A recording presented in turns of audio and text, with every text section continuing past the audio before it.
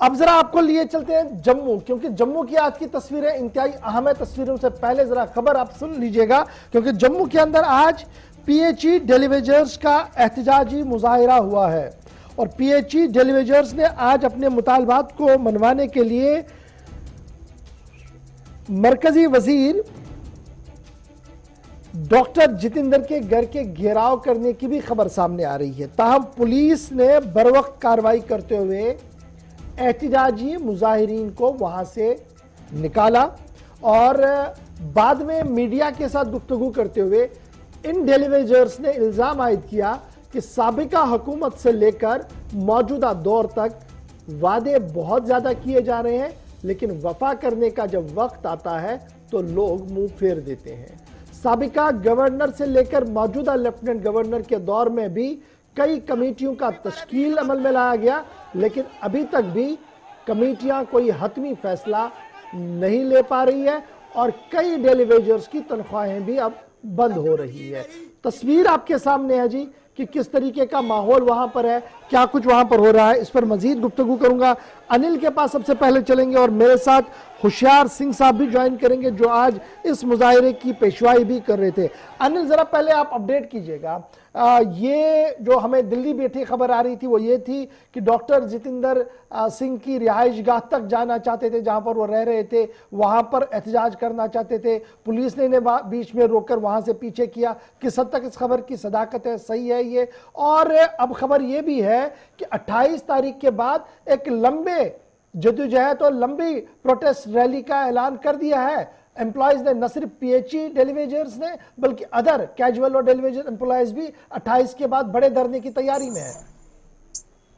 देखिए, निश्चित तौर पर मैं आपको बताना चाहूंगा कि जिस तरह से आज घेराव करने का पूरा मन बनाया हुआ था और जितने भी आपको पीएचई के डेलीवेजर्स नजर आए हैं आज एहतजाज करना चाहते थे और आज एक बड़ा रोष प्रदर्शन निकालना चाहते थे और घेराव करना चाहते थे और अपनी मांगों को वहां पर रखना चाहते थे। और आपको बताते चले कि कुछ देर पहले ही बीच रास्ते में जो है पुलिस द्वारा जो है उन्हें रोका गया, धक्का मुक्की तक देखने को मिली है। और जिस तरह से मैं थोड़ा पीछे लेना चाहूंगा कि जिस तरह से 2014 में जिस तरह से ये कहा गया था कि तमाम डेलीवेजर के मसले जो है वो हल किए जाएंगे और उसके बाद एब्रोकेशन हुई, एब्रोकेशन के बाद भी इसी तरह से लगातार जो है आश्वासनों का दौर चलता गया। वहीं पर जब ये बयान सामने नजर आए जिसमें डॉक्टर जितेंद्र सिंह ने खुद ये कहा था कि जितने भी डेलीवेजर्स हैं ये पाप की घंटी है, वो ये हमारे सिर पूरी तरह से डालने का प्रयास किया जा रहा है।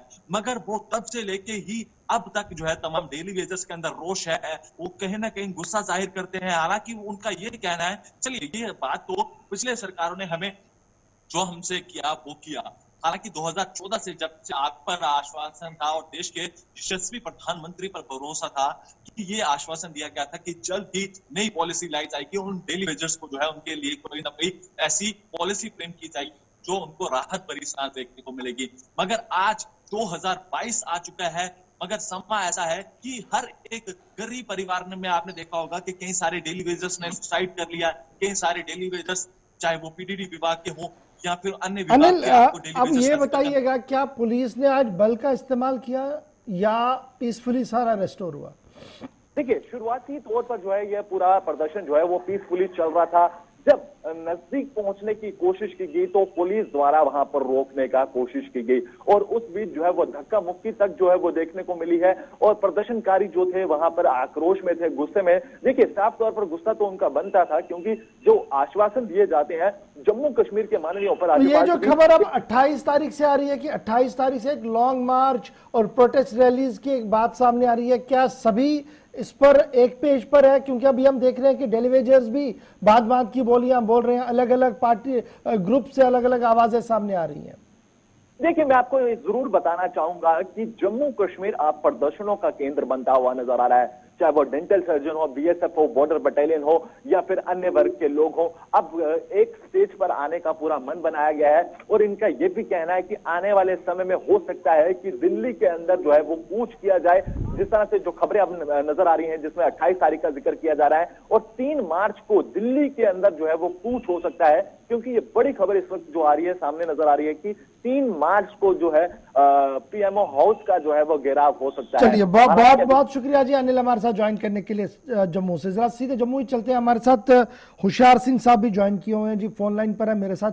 बहुत बहुत शुक्रिया होशियार जी हमारे साथ बात करने के लिए, गुलिस्तान न्यूज पर समय देने के लिए। सबसे बड़ा और महत्वपूर्ण सवाल ये है कि काफी दिनों बाद, खामोशी के बाद एहतजाज, क्या मैं ये समझूं कि जो वादे किए जा रहे थे, जो बातचीत हो रही थी, जो कमेटियां बनाई गई थी, वो अपना काम पूरा नहीं कर रही है, या उन कमेटियों पर आपको भरोसा नहीं है और आज ये हंगामा, आज ये एहतजाज? पहले तो मैं गुलिस्तान न्यूज का बड़ा बड़ा शुक्रगुजार हूँ कि हर दिन हर समय हम गरीबों की आवाज को ये बुलंद करता रहता है।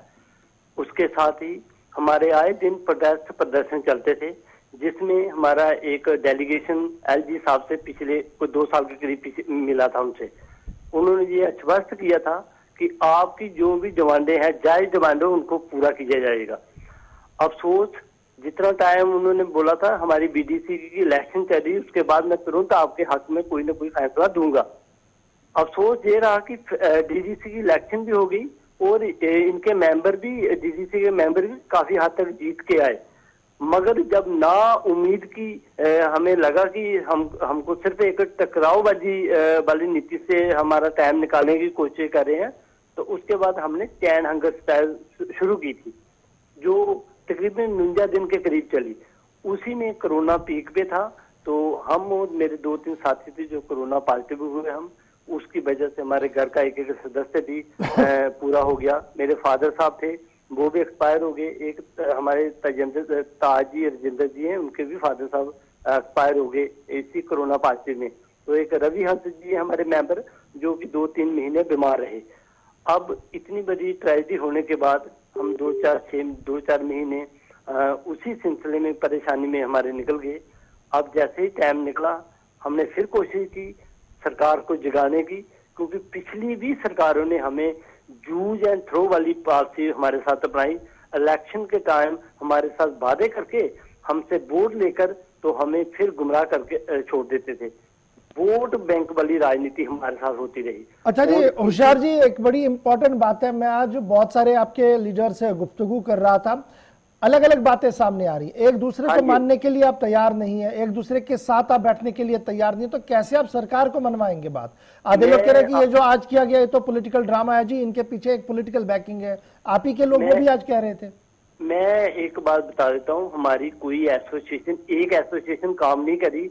ये फ्रंट है पीएचई एम्प्लॉइज यूनाइटेड फ्रंट, इसमें 3-4 एसोसिएशन मिलके ये काम कर रही है जी। जिसको भी मेंबर के नाते इस एसोसिएशन में आना वो आ सकता है, हमें किसी बात का कोई परहेज नहीं है। हाँ, सिर्फ ये बात है, कोई अपनी प्रेसिडेंसी के लिए इस फ्रंट में नहीं आ सकता। जिसको अपनी प्रेसिडेंसी चाहिए, अपनी राजनीति स्तर चाहिए, वो कोई भी इस फ्रंट के अंदर शामिल नहीं होगा। जिसको डेली वेजर के लिए लड़ना है, डेली वेजर के हक के लिए लड़ना है, वो आए हमारे साथ बैठे, चर्चा पे चर्चा करें, हमें कोई एतराज नहीं। तो अब आप सरकार के साथ किसी महाज पर, किसी फ्रंट पर बात कर रहे हैं इस वक्त या नहीं? फिलहाल आज का प्रदर्शन आपने देखा होगा, जिसपे पुलिस फोर्स की तरफ से मतलब डंडे भी चलाए गए, तो हमारे काफी से साथी जख्मी भी हुए, जिनको चोटें आई हैं।